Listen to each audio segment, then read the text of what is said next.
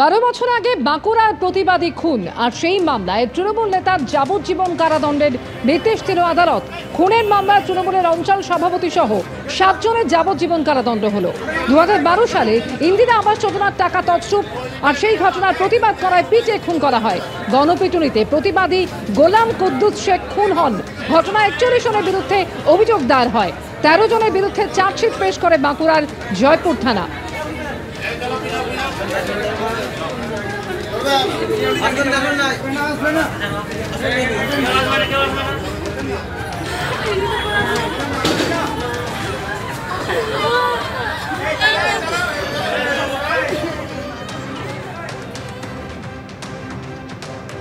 এসএসকেএমে চাকরি দেওয়ার নামে প্রতারণা, 2 জনকে গ্রেফতার করা হলো।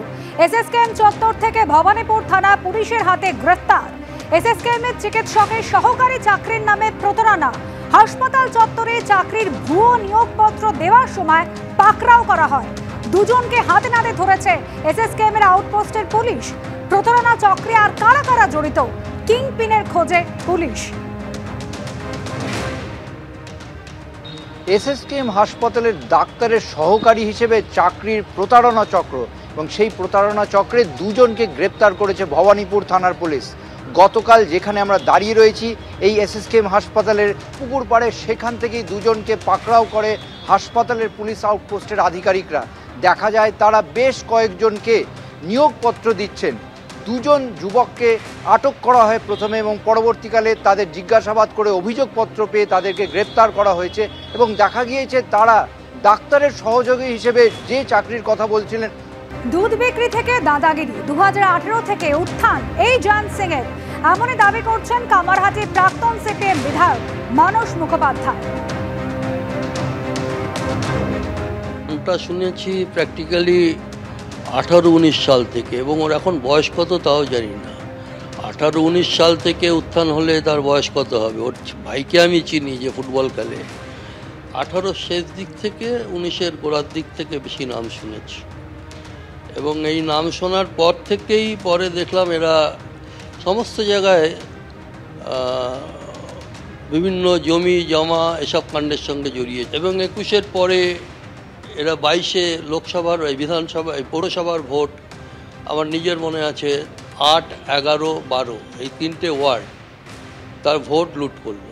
তারপরেই আর একটা ভোট লুট করলো ওরা 23 সালে।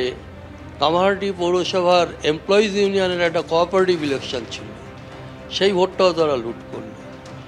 আর এদের যেটা কাজ ছিল আমি দেখতাম, এবং প্রমোটাররাও করাতো, বিভিন্ন প্রমোটাররা, যে জমি জমা কিনলে পরে সেখানে যদি কোনো ডিসপুট হতো, সেই ডিসপুট হলে পরে সেই ডিসপুটে কোনো ভাড়াটে তুলতে হবে, কেউ উঠছে না তাকে তুলে দিতে হবে, এদেরকে ব্যবহার করত।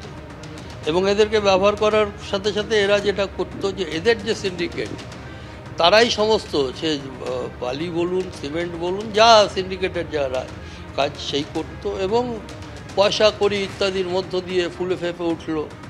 এবং রাজনৈতিক নেতারা, বিশেষ করে তৃণমূলের নেতারা, তাদেরকে শেল্টার দিল। এই জ্যান সিং এবং জ্যান সিং এর গ্যাংয়ের বিরুদ্ধে পরপর অত্যাচারের অভিযোগ এবং ভিডিও সামনে এসেছে, যা নিয়ে শ্রমিক ভট্টাচার্য, বিজেপি রাজ্যসভার সাংসদ, কি বলছেন আপনাদের সামনে রাখবো, এবং দেখাবো আপনাদের কামারহাটি পুরসভার চেয়ারম্যান গোপাল সাহা কি বলছেন।